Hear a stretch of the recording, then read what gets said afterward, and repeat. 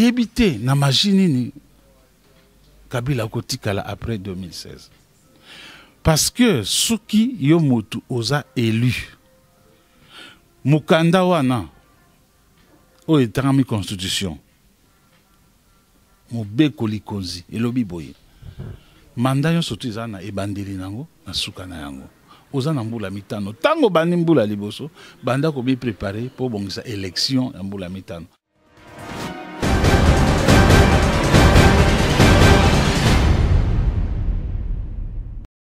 CENI, ezali organe oyo, et yebani na kati ya constitution, que ezali organe technique pour na kobongisa kosa makambo ya élection. CENI akoki lelo koloba te ke azela dialogue. Non!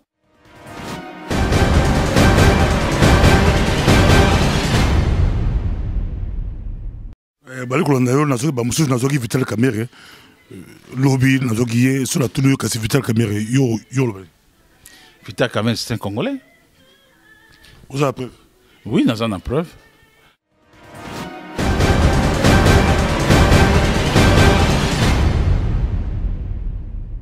J'estime que etumbeza munene. Tozana liyanzi na makolo. Soki tolongo liyanzi wana malamu te makolo ko mambasu. Pour comprendre ngai et regardez mon regard. Tala esika nazotala.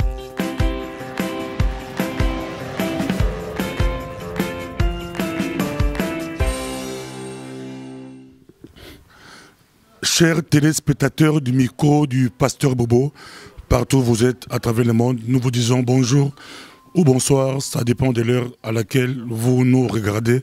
Nous sommes à Bruxelles, Bruxelles, capitale de la diaspora congolaise, mais aussi capitale de l'Europe. Nous avons l'honneur de recevoir pour vous l'honorable José Makila. José Makila qu'on ne peut pas présenter dans la diaspora congolaise. Bonjour, honorable. Bonjour, pasteur. On vous suit partout à travers le monde. Comment vous vous portez? Oh, je me porte très bien. Après avoir été au Sénégal avec les amis, un peu de vacances, tout se passe bien, il n'y a aucun problème. Quel est l'objet de votre visite à Bruxelles? Ben, je suis venu rapidement à Bruxelles justement pour sortir la déclaration faite sur l'île des Gorées qui, en grosso modo, demande à tout le peuple congolais, quelle que soit leur catégorie sociale, d'être ensemble dans un front citoyen pour 2016, un front qui n'est pas politique, un front réellement citoyen, piloté par des organisations citoyennes telles que Filimbi, FIDH, Lucha, pour qu'enfin nous puissions atteindre l'alternance tant attendue. Au fait, dans un pays réellement démocratique, l'alternance prime. Il faut essayer de changer la façon de gouverner. Peut-être que la nouvelle équipe qui va venir avec un nouveau leadership pourra changer certaines donnes.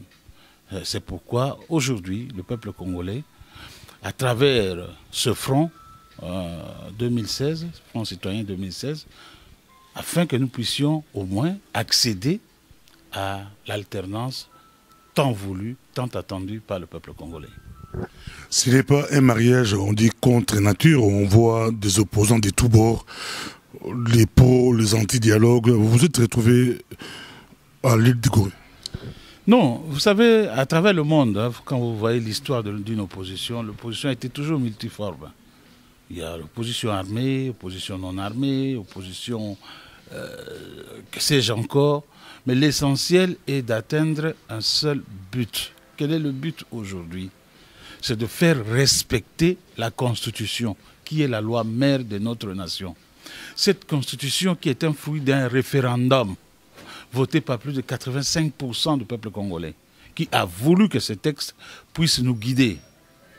Donc si aujourd'hui, vous constatez qu'il y a un groupe d'individus qui se mettent ensemble et qui disent, écoutez, nous allons fouler aux pieds la Constitution voulue par le peuple congolais, à ce moment-là, le bon sens recommande à ce que nous puissions taire nos divergences, regarder dans la même direction et essayer de faire respecter cette constitution parce qu'elle nous impose tous, sans exception aucune.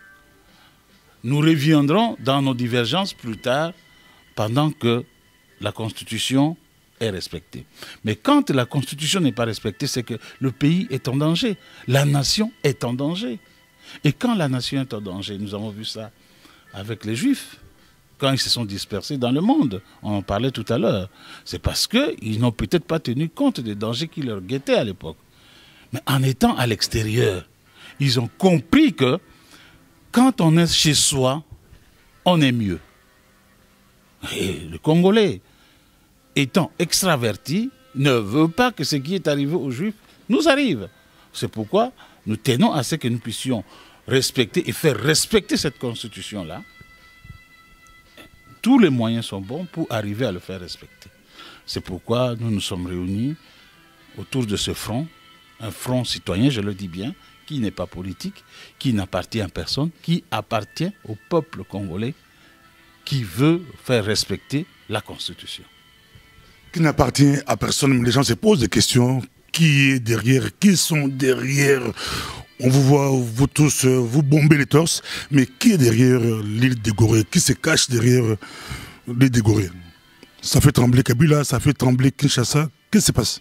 Ça m'étonne, Pasteur Bobo, que notre rencontre sur l'île de Gorée puisse faire trembler les gens de Kinshasa, ou le gouvernement, ou le pouvoir, ou le régime, que sais-je encore. Non. L'île de Gorée, c'est d'abord un endroit historique.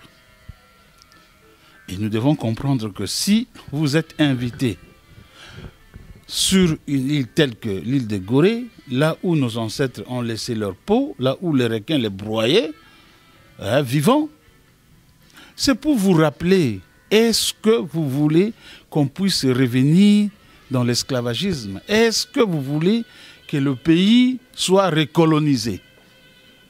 C'est une question que nous devions répondre. Rien que notre présence sur cette île nous interpelle. Que faisons-nous pendant que Dieu nous a donné une portion de terre qui s'appelle la République démocratique du Congo? Que faisons-nous de cette portion de terre? La question posée, une question mérite une réponse. C'est d'abord cette réponse-là que nous sommes allés chercher sur l'île de Gorée.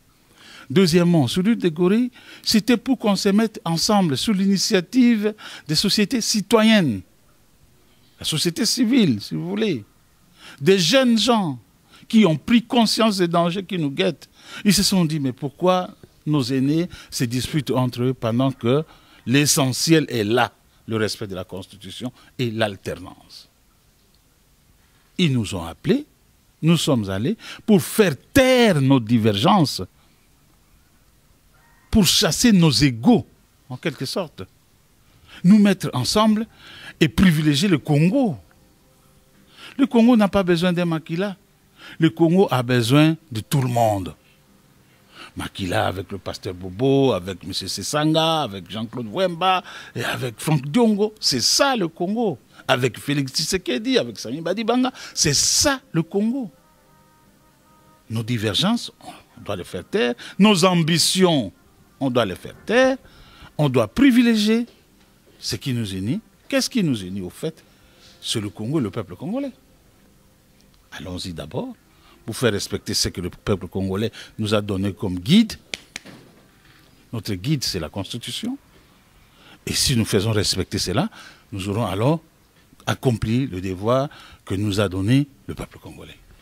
Bana poto bali kolanda yo na kutuna ninga la penza poto bali kolanda yo penza 2000 botna île de Gorée bilon so boza makasi mikolo yo bilon tout botelé meli penza bobi Kabila et kosimba te Kabila akoleka te, mais au cas où ton le discours naie aleki na devant congrès alobi moto ki ego tangate ma clé ko tangate po ye a zuk et to falati lamba ya moto aliko protéger peuple naie au cas où Kabila moto makasi moto mangongi atikali egoza nini bokosani. Pasteur Bobo, merci pour na mutuna na yo. na pesi pe bandeko ya diaspora mbote nayebi te na magie nini Kabila kotikala après 2016 parce que soki yo motu oza élu mukanda wana oyo etangami constitution mobeko likonzi elobi boye manda nyonso tu eza na ebandeli nango na suka na yango oza na mbula mitano tango bandi mbula liboso banda ko bi préparer pour bongisa élection ya mbula mitano pour bapesi yo moyen nyonso ya l'état ezali nini l'état ezali armée ezali police ezali sécurité ezali banque centrale ezali nyonso yango wana constitué l'état oza nango na commande na maboko il faut bongisa te na nsima mbula mitano osalisa pe maponami parce que mboka na biso eyebi bitumba mikolo nyonso tu parce que batu balingi makambo wana te balingi bapolitisien balingi bakutani bayokani ale yozwa oyo peuple habite totika na makambo wana tobimisela bino vadmekum toloba tabo po ba comprendre constitution bolanda yango po soki toponi yo odirige biso ye asi asali mandat na ye mibale ekoki lelo yo ekoma o problème ezali problème ekozala mpona nini soki mbongo mais ngai nazali député national tozalaki kovote budget mbula nyonso tozotia 250 millions de dollars na caisse banda 2012 250 millions 2013 250 millions de dollars 2014 250 millions 2015 250 millions et sali 1 milliard ce qu'aujourd'hui même na absurde hypothèse oyo il y a calendrier liboso oyo seni misaki ya 1 milliard 450 millions donc tout ça na 1 milliard oyo toti na compte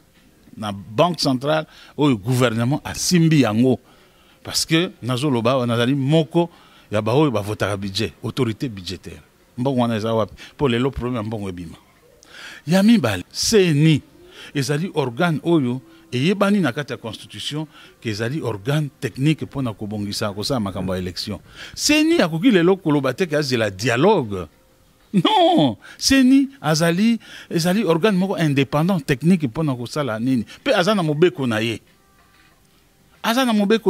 na kati ya mobeko na ye aye moko mpe abibimisi règlement intérieur na ye ndenge akofonctionne nango ye akodépendre kozela dialogue ya bapoliticien te donc ozomona déjà volonté ya moto ya kotika pouvoir ezali te mais soki bokosala nini motono yango wana pasteur Bobo tokosala nini tosalaki nini ntango balingaki babimisa loi électorale awa te batia ONIP mpona kosala d'abord recensement kozwa mbula minei tosalaki nini si biso bamakila oyo tozwaki sifflet tokoti na parlement to sifflet ti mongongo ekauki na bazoseka biso bapesa biso vitamine C mongongo tolobi tokokufa awa ti na ndenge tobimaki na parlement et sensibiliser peuple les 19 temps tobengi mwana akende classe te bus ebima te nini ebima te boza wana po tobomonaki atako tokufisi bato mais révolution mosala nango yango wana mais liwa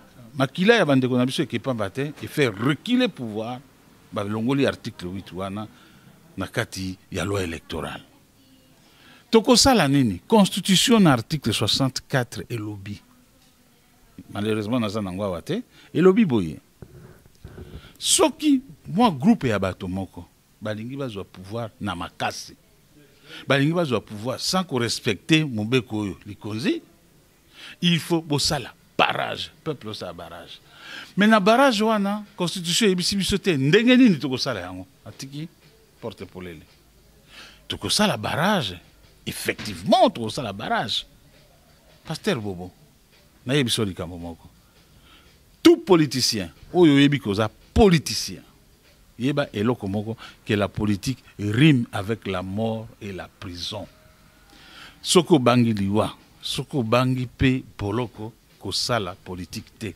parce que ezali eloko ozolala nango ozolamuka nango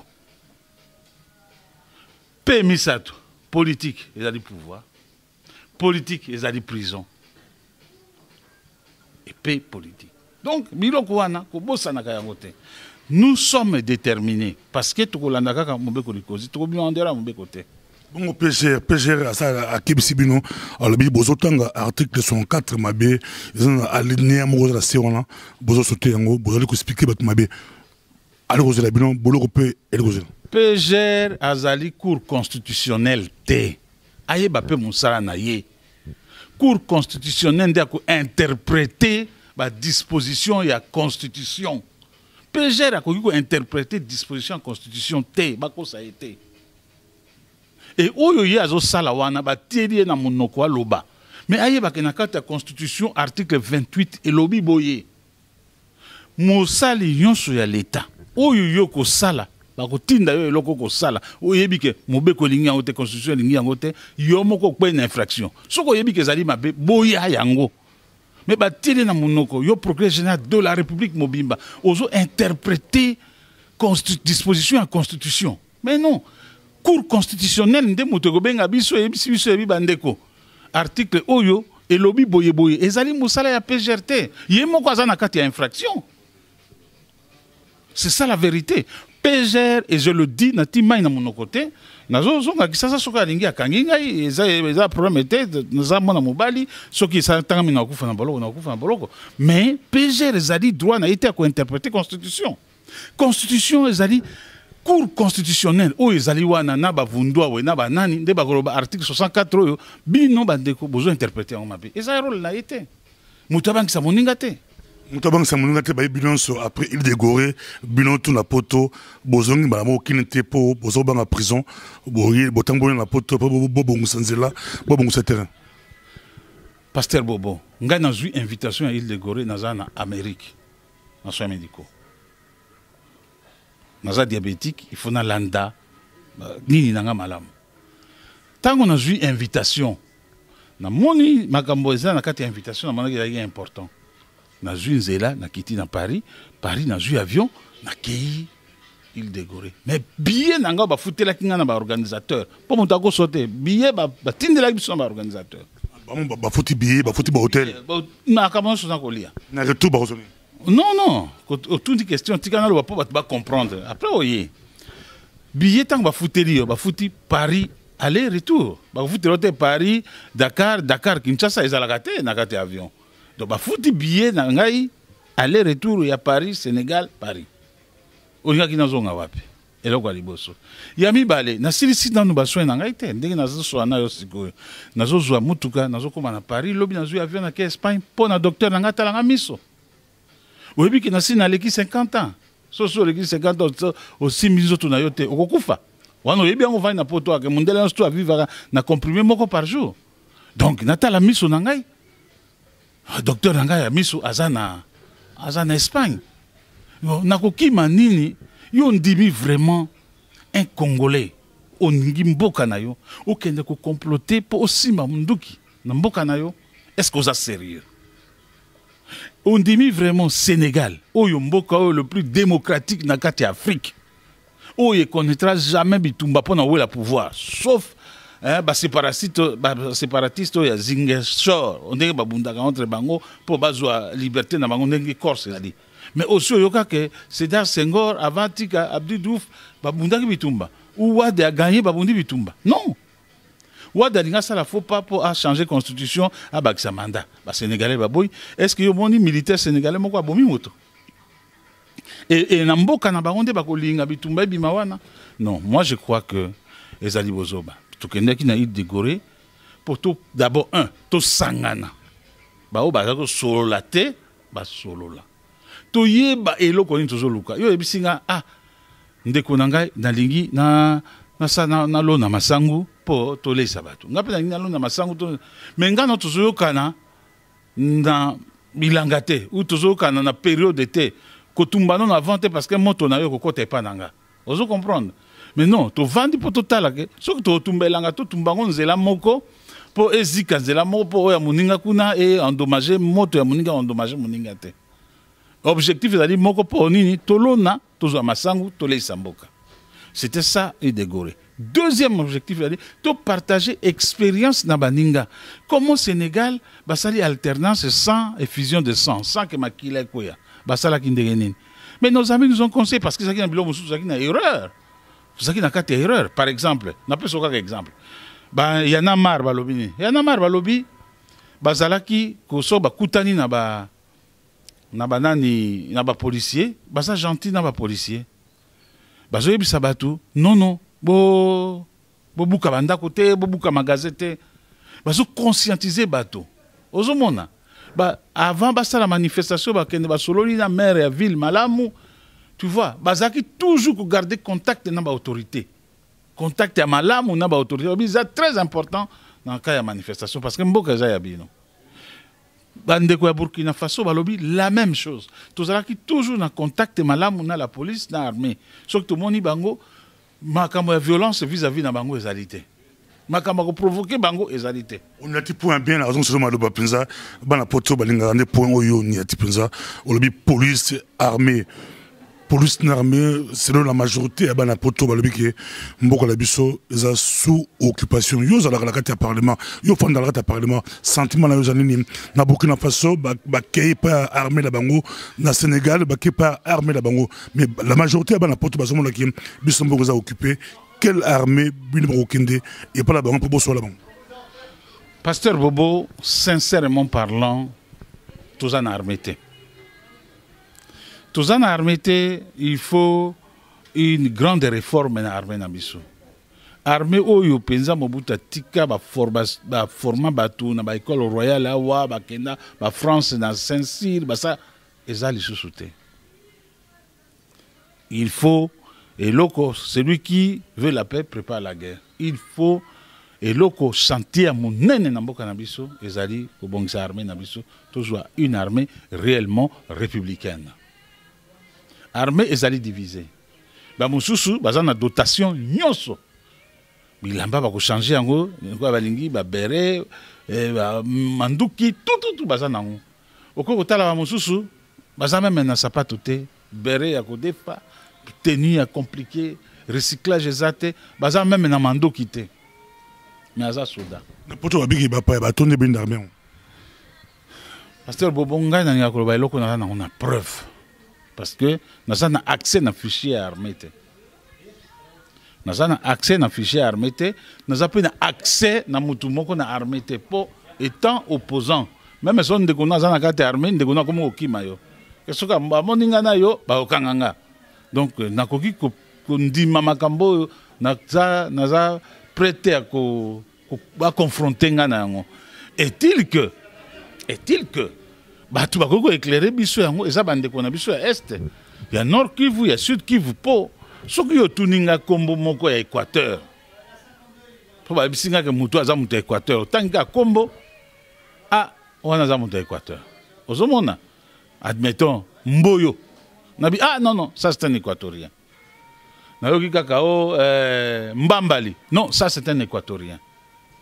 Bon, bakobo mosusu otoyo kaka na ba généraux na biso. Eza kaka bandeko na biso ya est bato bako yebisa biso ke oyo wana oui, aza congolais, oyo aza congolais te. Mais le problème avec nos frères de foi, omoni mabe na biso. Babe beaucoup ça maka muso so tunyo matadi na tunyo Kazadis na tunyo Mutombo. Na tunyo oyebi azamu te côté mo bien. Bon, la Kivu pourquoi? Non, la Kivu est compliqué pour comme moi et sangani mingi. N'a pas ce exemple, pas nanga par exemple. N'a pas muta frontière na Bangui. Soko tangelinga kombo. Tang mususu kombo o eza yangai. Eza pe nanga beaucoup na Centrafrique. Mais tonalité à kombo na comprendre que non ou eza côté à Centrafrique, o eza côté à Congo Kinshasa. Vous comprenez? Bangonde bako salisa biso po toye baba ebele ba généraux ana ba kaka est-ce que ils avaient réellement bandeko na biso? Bangonde bako yebisa biso. Mais pasteur Bobo zali compliqué difficile parce que moi-même j'ai l'expérience. Tango ba installé ba malumalu. Na sali motion contre malumalu parce que ba komaki ko sala engagement ya bato na ndenge ya coterie, na ndenge ba mineseni. Or que la loi est claire qu'il faut passer à avis et à la candidature. Appel à la candidature. Tant on a ça l'émotion. Et comme l'opposition a tellement bima, mais bandeko ya est babima kité. Bandaki na solidarité na malumalu. Donc c'est un peu compliqué. Ici, aux gens qui peuvent faire lobby, on a interview, il fallait tout dans ma question. Moi, je serais vraiment incapable de parce que je n'ai pas de preuves et naza ngai moko pe na evitaka. Parce qu'il faut dire les choses telles qu'elles sont. Comment approcher na armée parce que bakoloba nini nazoluka po bakosela batuka bo nazoluka coup d'état nazoluka boye et puis ba fininga kingo. C'est pas un problème bako fininga kingo mais il y a 100 000 makila derrière au bako bimakaka. Balikolanda yo nazoki ba mususu nazoki Vital Kamerhe lobby nazoki sur la tulu kasi Vital Kamerhe yo Vital Kamerhe c'est un Congolais. Vous avez preuve? Oui, nous avons preuve. Nous avons preuve parce que dans Balagile qui naïe, naïbi tata naïe, Constantin, naïbi le qui est tata naïe, tikala kutu siko aza na Bukavu, tant on a nazara ministre et travaux publics, azara kolingami kola bilanga naïe. Nazoebi se ba Rwanda bazo luka po ba bomaye fa bima libanda na tindi moi si n'était que ko na bilanga monsieur papa Vincent. Et ça j'ai vraiment la preuve, la conviction Vital, c'est un mouchi et je le dis sans mettre l'eau dans ma bouche. Papa Vincent aya avant 60 a profité de la nationalité on a au bayaka to abotam na Congo. Non, papa Vincent za mouchi. Za teko aya. Non. Aza réellement mouchi. Et même ceux qui ont adversaire le plus dur et vital, s'ils sont honnêtes, Vital a mouchi. Vital a mouchi. Mais Massouma Vital, yo tourna qui est lobby, ngana landa ki bino, à répondre yo que autre temps, autre mœurs, atangi pe baninga mususo basaka makambo tuza suna l'air à jugement te to bona. Mais tu vois Pasteur Bobo, menga pe bako traiter nga ke naza centrafricain. Donc Vital Kamerhe burundais za ba cool la ceinture. Ça va cool la ceinture c'est non, c'est ça je le dis en âme et conscience à qui veut l'entendre et je suis un homme libre d'esprit. Naliaka na maboko Vital te, naliaka na poche à Vital te et je vous dis en toute honnêteté devant mon Dieu parce que na banga muta mokilité na banga Nzambe Vital est mouchi. Ngai makila ndenge nazvandi awa nakoma jamais na Kizeni nakoma jamais Kigali nayoka jamais sœur na ye na vandane na ndako plus de 10 ans aloba Kinyarwanda to baka famille moko na Rwanda jamais nayoka yango te. Bon siko na koloba kaka par plaisir pour na adversité politique non je ne pense. Tozana yo bali kolanda biso babeza matata aux micro du pasteur Bobo très suivi partout à travers le monde. Toalina honorable José Makila bio penza oza moko ou les derniers grand gouverneur ya Équateur posi malayo Équateur ekoya yoza gouverneur ya suko ya makasi ya Équateur mais bali pe ko reprocher que aussi mbaka Équateur mais au sala pe rien d'Équateur au sala le côté d'Équateur tu au Kentucky. Pasteur Bobo, le peuple équatorien au mona kawana et surtout peuple mongo okoza na mbongo mingi ko corrompre yete okoya na mbandaka epa ya mongo sopi mbongo na yo akozo afingi yo tamuso osimba pete. On a des preuves toza na bande konsu ya mongo o baza hyper friqué on allait la campagne bakene na mbongo ebele mais ba voter bango te. Mongo soka lingi yo c'est que oza musali oyo nga na sala na kolo bango te mais kenda tambusa micro na yo oza na bandeko no ba pasteur bazali mboka mokili comme un petit village benga ta na téléphone na ba collègue no ba pasteur basali ya Nzambe makila tango na ye eloko ni na salaki awebisa et yo moko se contredire pour benga grand gouverneur. Grand gouverneur par rapport à pour l'Équateur quoi après yo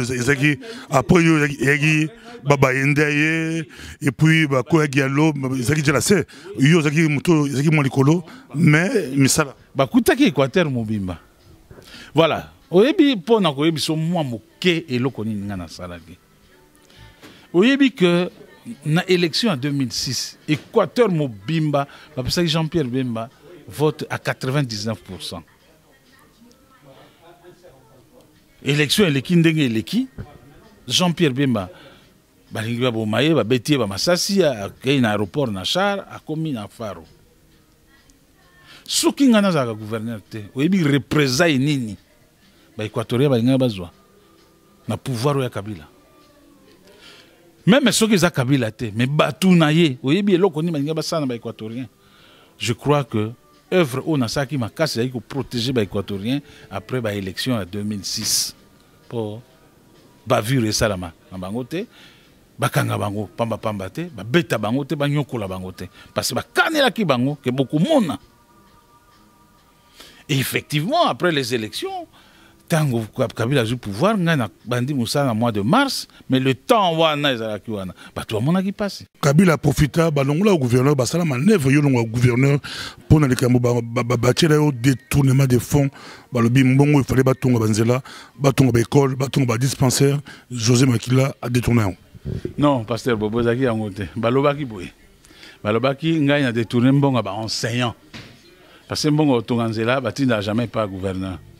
Bon, Touanzela, appel d'offres, ça, la pas ministre ATP, si entrepreneur, si bien que Batonga Tanzela, moi, en Équateur, après, on a Équateur, Tonga Magata, on a un ministre ATP, 1+4. Dès que Tonga Tanzela, on a un bon bailleur de fonds. Et après, Zela, moi, Tonga Mate, route nationale, moi, Tonga Ma, Tina Moya Lelo. Bon, on a un Kindengenene, Ngai, Naza gouverneur. Oyebi, ba ministre, bancarisation bazoloba. C'est cela. Tous les ministres nationaux, bazakini, batsala ko batini mbongo na intérieur, ce que komikuna ale batuna manguna, ba renvoyer ngona Kinshasa ba ngo opération retour. Basi ba futi ba enseignant na Gemena nyonso, na district tango na district nyonso. 2 semaines après, ngai ku tout est commissaire de district a ko mona mbongo moko ko susu pa na ba enseignant. Pendant même moi, à Benginga, c'est le gouverneur. Parce que il va enseigner, mais bon, il y a 84 millions de francs congolais, qui fait 84 000 $ à l'époque. 84, même pas 100 000 $. Gana Epsi n'a dit non, non, non. Kosimbate, Tinkana Tuna, ministre Kaloume, pour y avoir ministre intérieur. Et comme service, il y a comme c'est le district, ils ont dit, ils ont service déconcentré. Donc, je dépends du ministère intérieur. Si on a tout naïe, à couper sur ma instruction. Tant on a tout ni Kaloumi, ils ont na bandundu. Moutazoua tout téléphone, ils ont qui AG Kalev. Tant on a la principal. On a fait François un ministre parce que nous avons une préoccupation, on a Gemena. Après, c'est un ministre, le ministre a dit non. Ce qui a dit que les alliés bon à enseignant, a couru qu'on soit arrêté. Il est comme ça le district. A arrêté, Mbongwana a utilisé en haut, soit Nanzela, soit Maramoussous. Le pauvre type, c'est un Katangé, a arrêté. Et c'est le seul comme ça, le district en Gemena. Je le dis, tu as Gemena Watala Nino. Ndako Moko, Belge Batonga, il y a l'administration en Gemena, et si la tête. Mbongwana t'attend dans Silis Ndako. À Sali Nzela, il y a des certes agricoles dans Libeng. Mais Tango, adversaire politique, Yoki Yango, la majorité, comme un MLCP. Parce qu'il n'y avait pas que la majorité. Hein. Il y avait aussi les gens du MLC qui voulaient absolument qu'il y ait Kenda. Jean-Pierre Bemba, José Azosala Moussala Malamu, n'a désobéir Ngaïté, Azana ligne à parti, mais quand il y a beaucoup à remplacer, non, il faut qu'il y ait Kaka. Pourtant, à combattre pour aller passer, il y a Baeko bimisa dossier yango na parlement. Or que ça dossier à province, il fallait na assemblée provinciale. Bimisi dossier na parlement. Nani président parlement tout nanga. Vital Kamerhe. Tout na Vital Kamerhe. Bouf. Tout na Vital Kamerhe. Et Salaboni. Je crois les lois ont la réponse au PSAO, mais je pardonne. Devant Dieu. Je pardonne devant Dieu. Ça, je le dis sincèrement du fond de mon cœur, je pardonne. Mais ça n'a pas été facile pour moi. Ça n'a pas été facile. Parce que n'a perdre mon salaté, mais de ma réputation, ça n'a pas été facile. Alors, pasteur Bobo, Tindi enquête, le procureur général de la République, et qui vérifie ma mos, Sambi Sangati, Nazwa non-lieu, Nazaki lavé. Parce que pour Bango, na Kabila, c'était l'occasion, quand tu en prison. Je vous assure, nako tangelo kombo ya substitut à procureur Rwanda, monsieur Kiabilwa, âgé Kiabilwa. Tipouana attendre pendant plus de 5 heures. Et pas une seule fois. Titan aux commissions rogatoires et na makambo yonso na mutu asaki dépense. Nous a lavé. Tina Cour suprême lavé.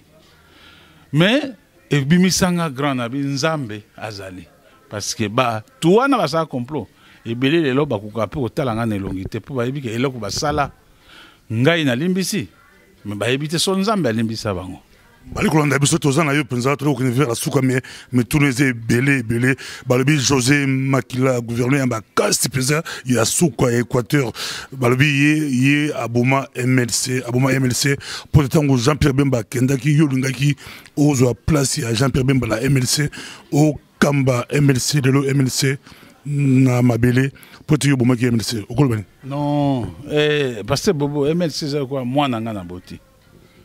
Pasteur Bobo, moi j'ai souffert pour le MLC. Oh, les lobes, Pasteur Bobo, j'ai perdu famille nanga et kabouana pour le MLC. Bah, écoute, kanganga et tango Jean-Pierre Azui, bah, sans kousou. Na général Yavo à Koufio. Na sala 41 jours na kankokolo. Bah, bambinga, bah, complice, moko, ya ba policier 8. Bah, beta bango, fusil na misu nanga boy. Wana alamba, ayeko sambu sanga 8 clos. Secrétaire général adjoint à MLC Lelo, député Lenga, avocat nangai. J'ai souffert. Babo tolinga na mwasi.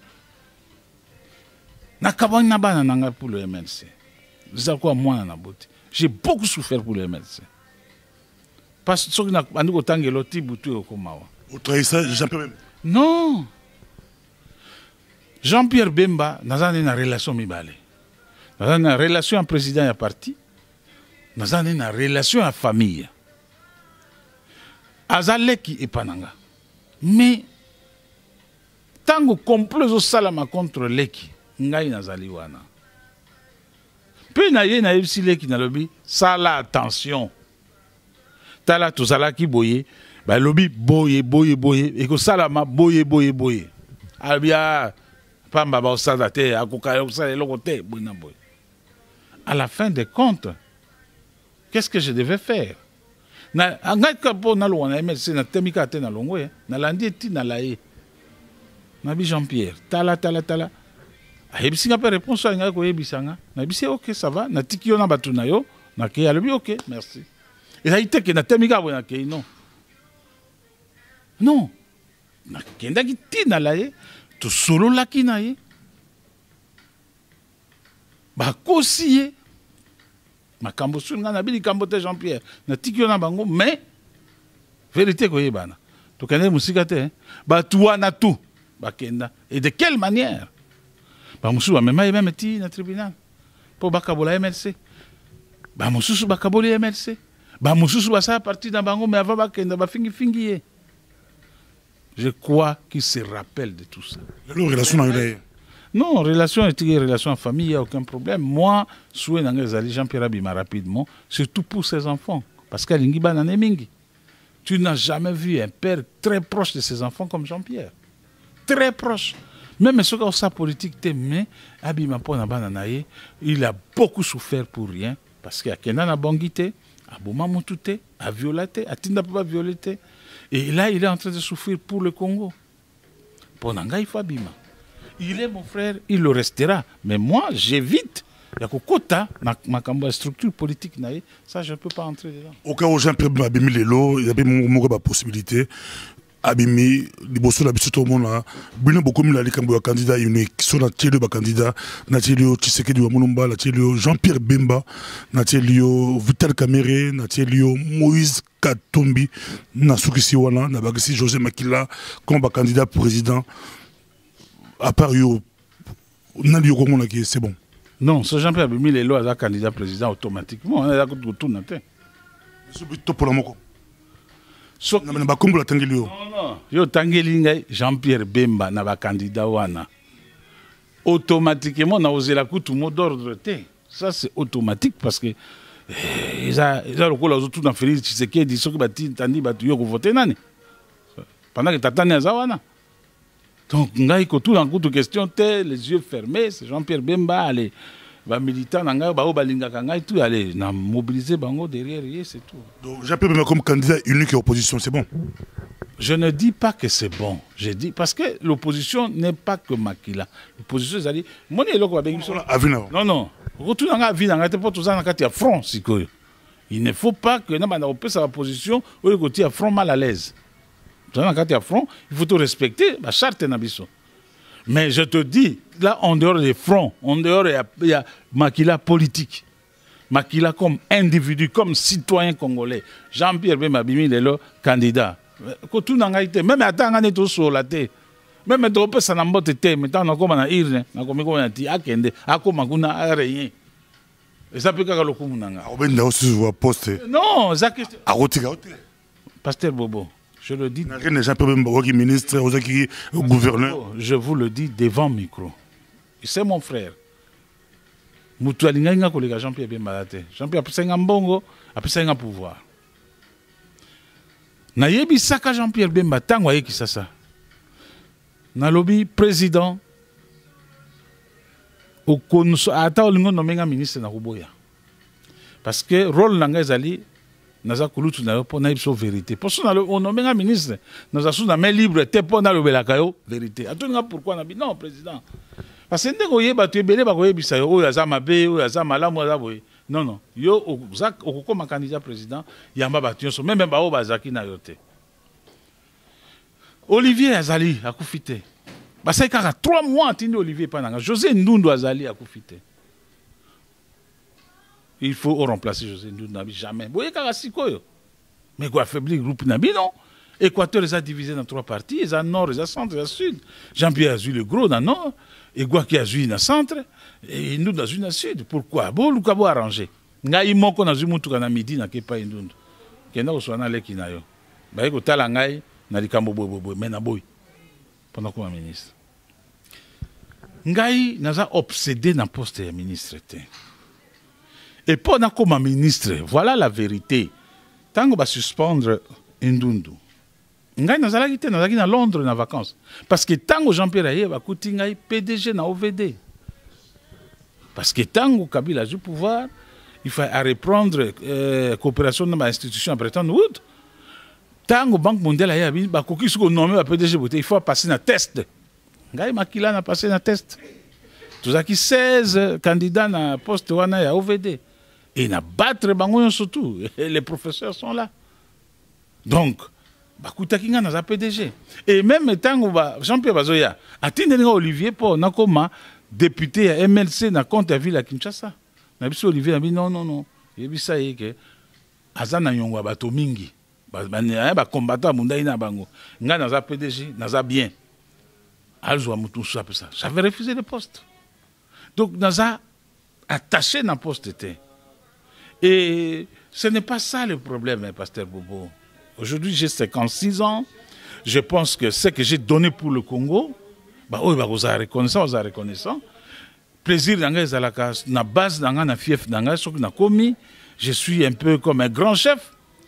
Campagne, les élections kozala. Dans la campagne, je serai toujours élu par rapport à ma action, mené sur le terrain, par rapport à évangéliser dans la bateau. C'est important. Mais les alités pour la poster pour non non. Et belé, c'est vrai. Ce qu'on a milité. Il faut, pour ça, la politique, ils allaient, pour ça, l'église, mais dans Jean-Pierre, ils allaient pour la poste. Pour la ressource, aux amis, aux amis, la poto à la penza, banasko message de la diaspora, bana poto balikulandayo, diaspora mon balikulandayo, mais quand on bango, au poto quand par rapport à quand la poto qu'on a yo, et puis directement là beaucoup c'est au un message de la diaspora par rapport à beaucoup à au Congo, par rapport à 2016, bilan beaucoup de sangana. Diaspora, moi, la division pesani, mais Bali Kolanda, bango tout afandi, qui m'ont la poto, José Makila pas dans la poto. Pasteur Pobo, bisouza ba asien de ça yo. Tozaba na poto yo. Tant to koma na poto, je crois ba ancien collègue nangai ba mususu ba komo nangai tozala kapé. Tozala kapé mitu mangbongi, tozala kapé. Mais eloko ne eloko za na tango nango. nakoyebisa bandeko na ngai ya diaspora que il faut bayeba étymologie, donc origine ya kombo wana diaspora euti wapi. Diaspora ezali tanga na histoire, ezali dispersion ba juif dans le monde entier. Yango babengaka yango diaspora.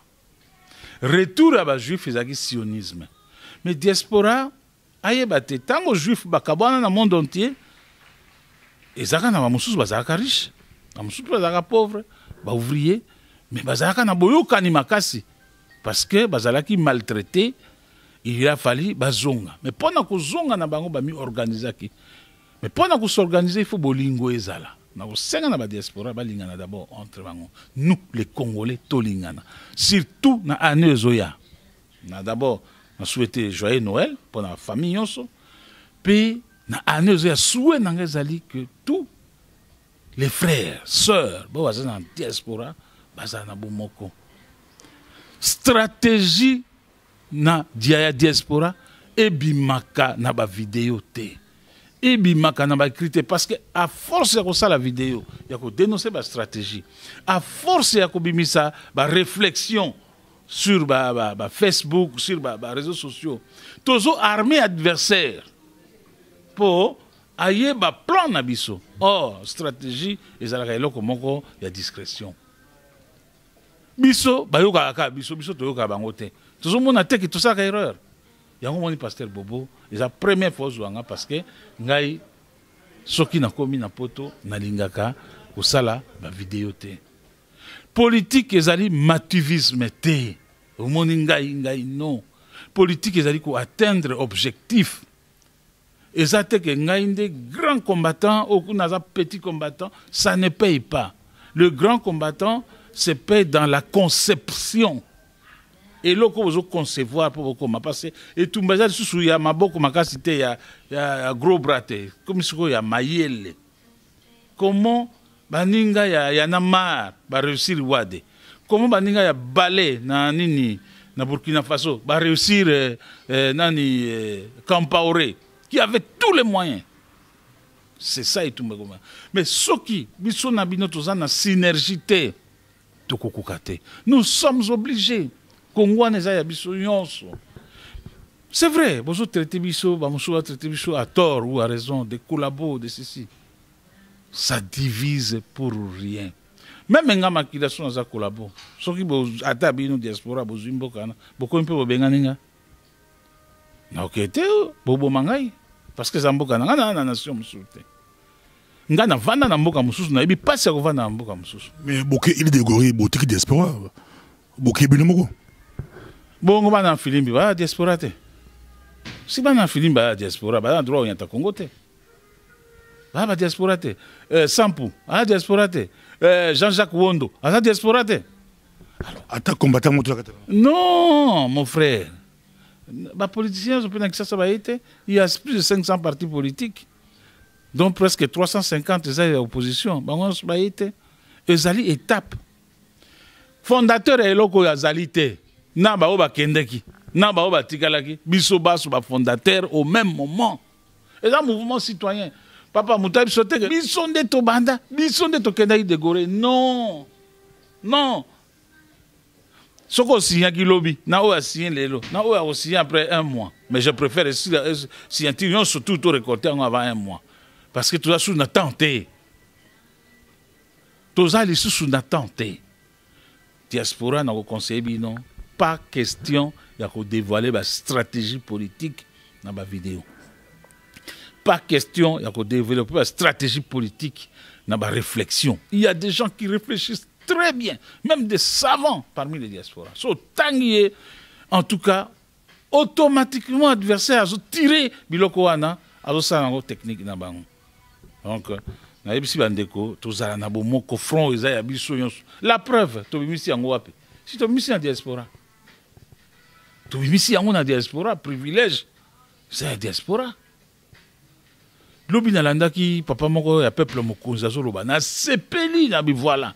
En tout cas année 2016 ezali année à décision. Pour permettre to yaka to kutanaka. Ezate que toza na bord moko to bana mwana kwa binemi. Non.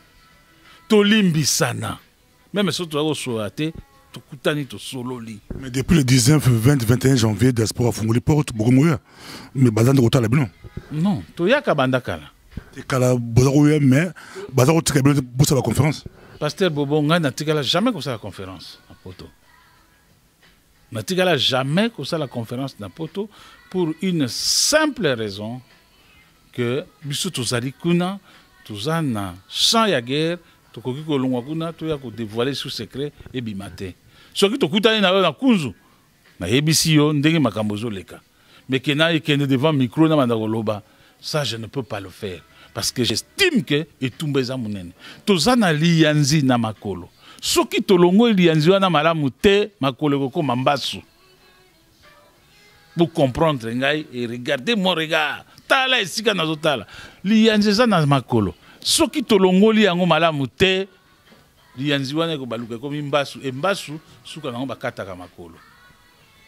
Vous comprendre. Bolingi bakata Congo pona ba divergence na biso? Non.